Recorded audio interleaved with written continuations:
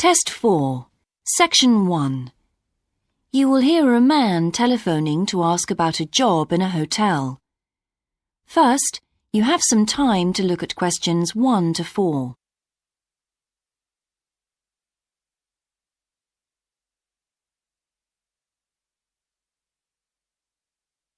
You will see that there is an example that has been done for you.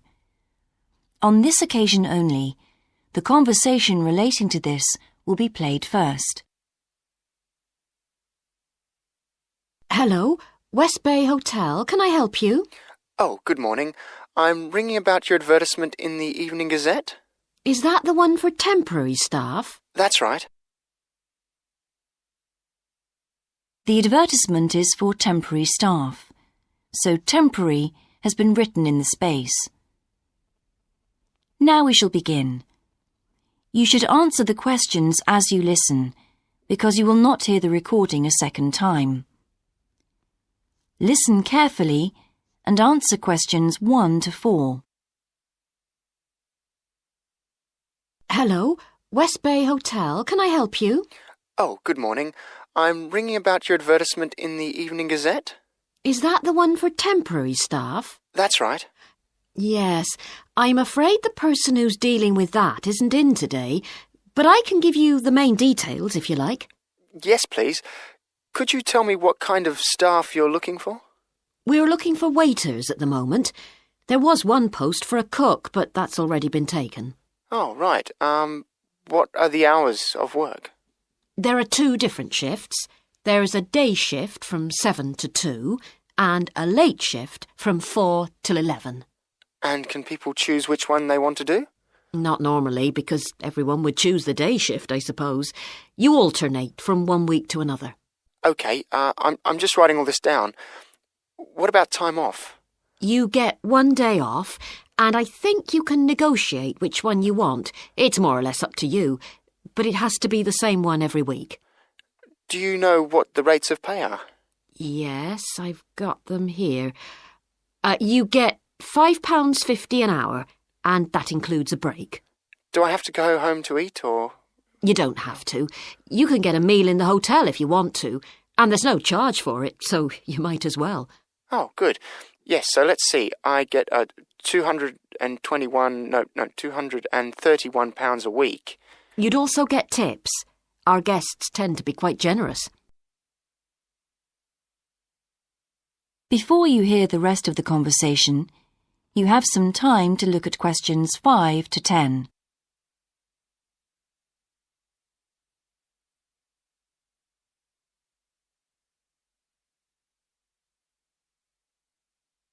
Now listen and answer questions 5 to 10.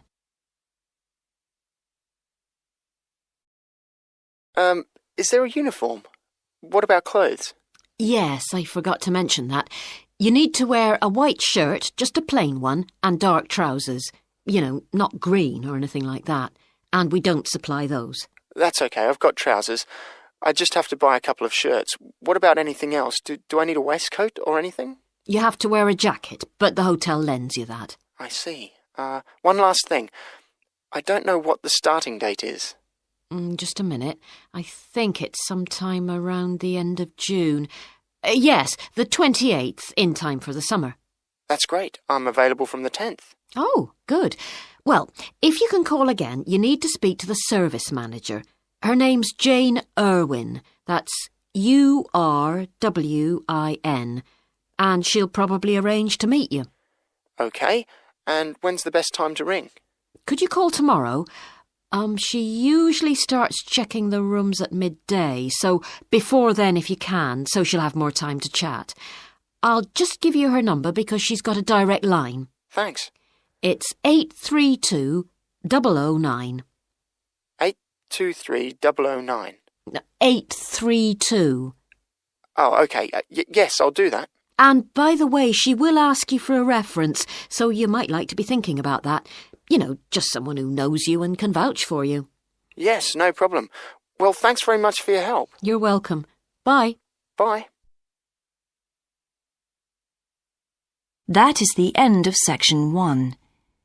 You now have half a minute to check your answers.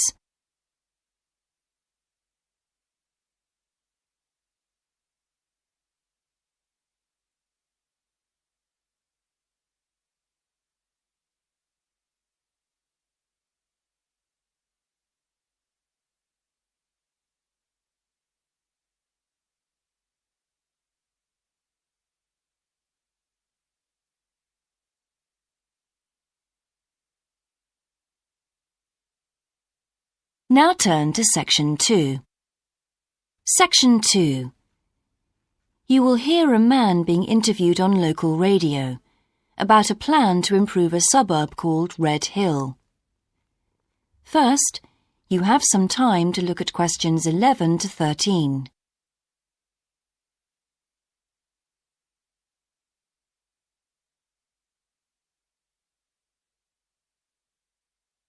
Now listen carefully and answer questions 11 to 13. Good morning and welcome again to Your City Today. With me today is Graham Campbell, a councillor from the City Council. He'll be telling us about the plan to improve the fast-growing suburb of Red Hill. Good morning, Graham, and welcome to the show. Good morning, Carol. Now, Graham, I understand that there has been a lot of community consultation for the new plan. Yes, we've tried to address some of the concerns that local groups told us about. People we've heard from are mainly worried about traffic in the area and, in particular, the increasing speed of cars near schools. They feel that it's only a matter of time before there's an accident as a lot of children walk to the school. So, we're trying to do something about that. Another area of concern is the overhead power lines. These are very old and a lot of people we spoke to asked if something could be done about them. Well, I'm happy to report that the power company have agreed to move the power lines underground at a cost of $800,000. I think that will really improve the look of the area as well as being safer. That's good to know. But will that mean an increase in rates for the local businesses in that area? Well, the power company have agreed to bear the cost of this themselves after a lot of discussion with the council. This is wonderful news, as the council now has some extra funds for us to put into other things like tree planting and artwork. Before you hear the rest of the interview, you have some time to look at questions 14 to 20.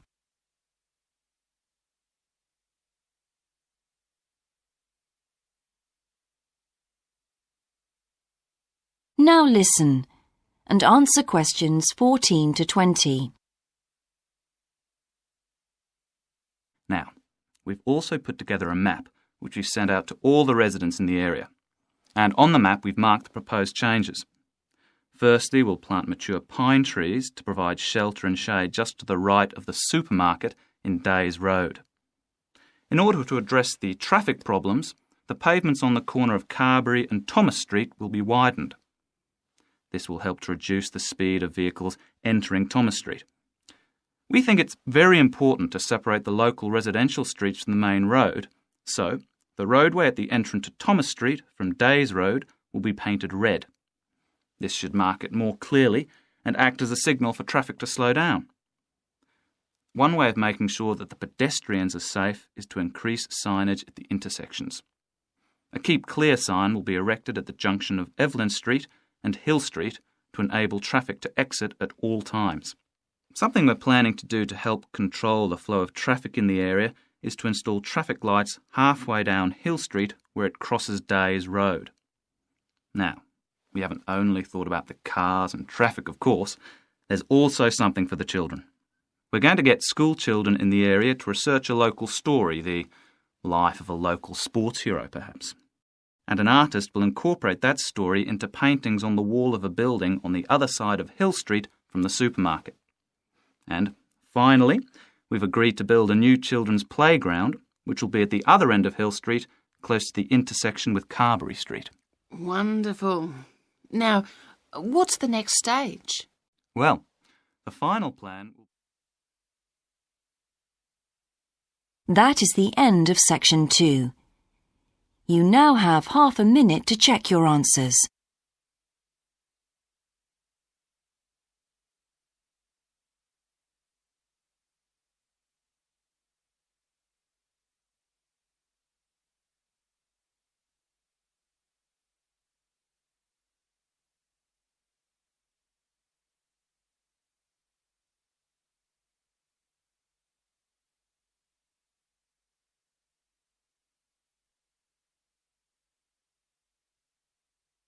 Now turn to Section 3.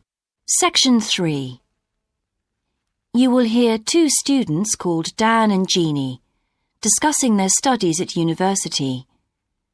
First, you have some time to look at questions 21 to 26.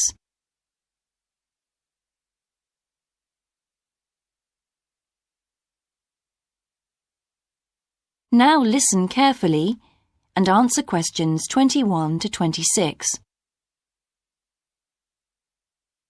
Hi, Jeannie. How's it going? Oh, hello, Dan. Pretty well, thanks. Have you managed to get the money for the course yet? Yes, that's all sorted out now, thanks. It took long enough, though. It was practically a year ago that I applied to my local council for a grant, and it took them 6 months to turn me down. That's really slow. And I thought I was eligible for government funding, but it seems I was mistaken.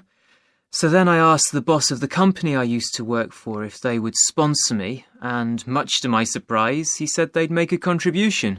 But what about college grants and scholarships?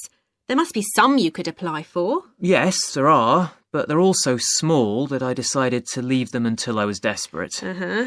And in fact, I didn't need to apply. My parents had been saying that as I already had a job, I ought to support myself through college. But in the end, they took pity on me, so now I've just about got enough. That's good. So now I can put a bit of effort into meeting people. Haven't had time so far. Any suggestions? What about joining some college clubs? Oh, right. You joined several, didn't you? Yes, I'm in the drama club. It's our first performance next week, so we're rehearsing frantically, and I've got behind with my work. But it's worth it. I'm hoping to be in the spring production too. I've never liked acting. Are you doing anything else? I enjoyed singing when I was at school, so I joined a group when I came to college. I don't think the conductor stretches us enough, though, so I'll give up after the next concert. And I also joined the debating society. It's fun, but with all the rehearsing I'm doing, something has to go, and I'm afraid that's the one. Do you do any sports? Yes, I'm in one of the hockey teams. I'm not very good, but I'd really miss it if I stopped. I decided to try tennis when I came to college, and I'm finding it pretty tough going. I'm simply not fit enough. Nor me. I think I'll give that a miss. I'm hoping it'll help me to build up my stamina, but it'll probably be a long haul. Good luck. Thanks. How are you finding the course? I wish we had more seminars. What? I'd have thought we had more than enough already. All those people saying clever things that I could never think of. It's quite interesting, but I wonder if I'm clever enough to be doing this course. I find it helpful to listen to the other people. I like the way we're exploring the subject and working towards getting insight into it. How do you get on with your tutor? I don't think I'm on the same wavelength as mine, so I feel I'm not getting anything out of the tutorials. It would be more productive to read a book instead. Oh, mine's very demanding. She gives me lots of feedback and advice, so I've got much better at writing essays. And she's helping me plan my revision for the end-of-year exams. Oh, do tell me, I always struggle with revision. Before you hear the rest of the discussion, you have some time to look at questions 27 to 30.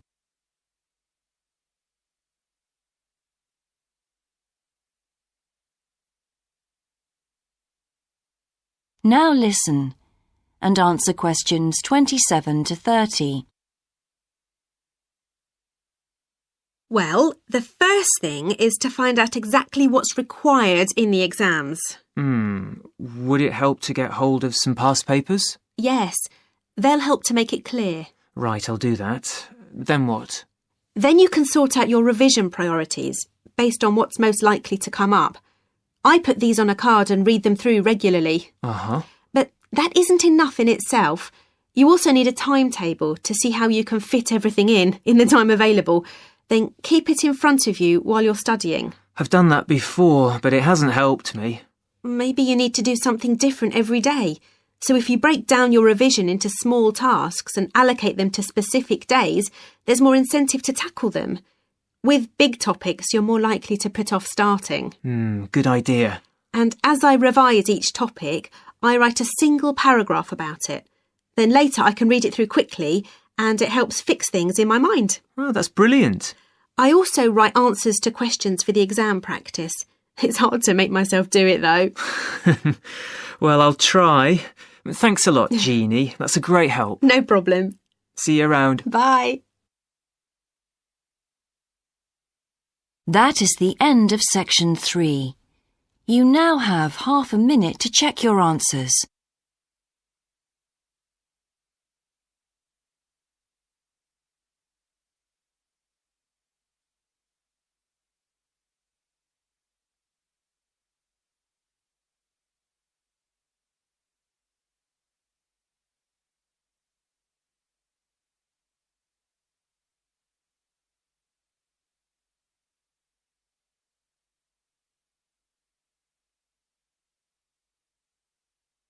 Now turn to section 4. Section 4. You will hear a lecturer giving a talk about Australian rock art to a group of archaeology students. First, you have some time to look at questions 31 to 40.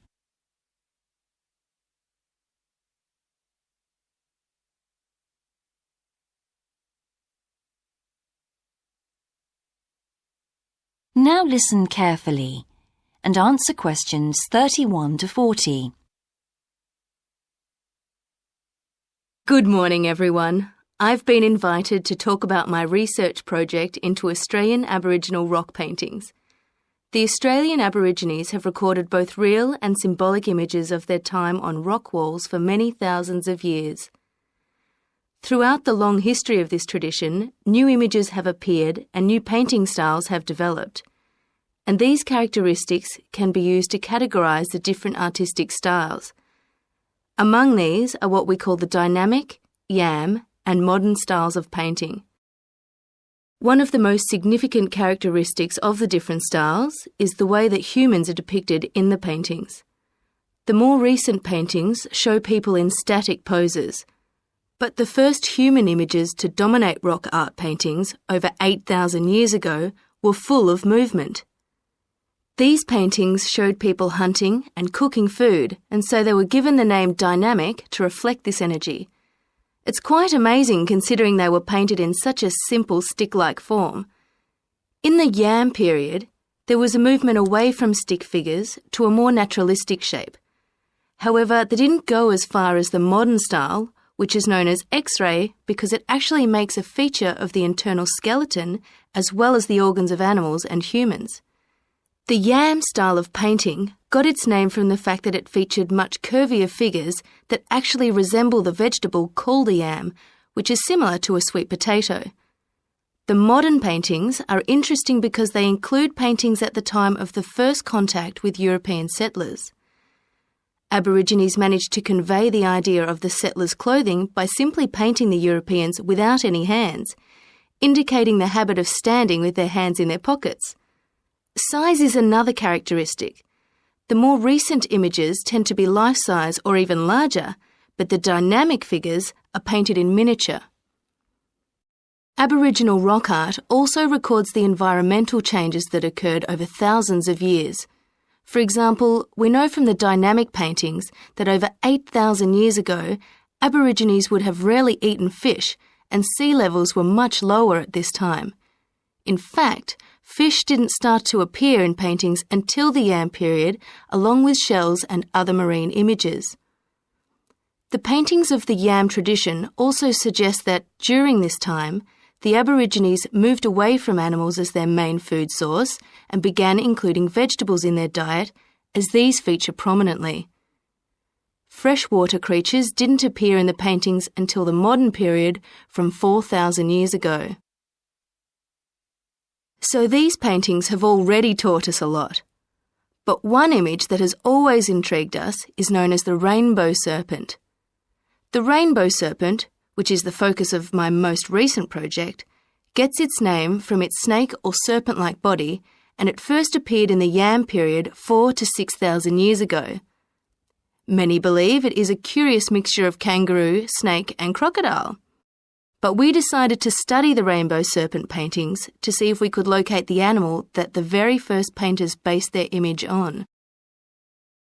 The Yam period coincided with the end of the last ice age. This brought about tremendous change in the environment, with the sea levels rising and creeping steadily inland. This flooded many familiar land features and also caused a great deal of disruption to traditional patterns of life, hunting in particular. New shores were formed and totally different creatures would have washed up onto the shores. We studied 107 paintings of the rainbow serpent and found that the one creature that matches it most closely was the ribboned pipefish, which is a type of seahorse. This sea creature would have been a totally unfamiliar sight in the inland regions where the image is found, and it may have been the inspiration behind the early paintings. So, at the end of the Ice Age, there would have been enormous changes in animal and plant life. It's not surprising, then, that the Aborigines linked this abundance to the new creatures they witnessed. Even today, Aborigines see the rainbow serpent as a symbol of creation, which is understandable given the increase in vegetation and the new life forms that featured when the image first appeared. That is the end of section 4. You now have half a minute to check your answers.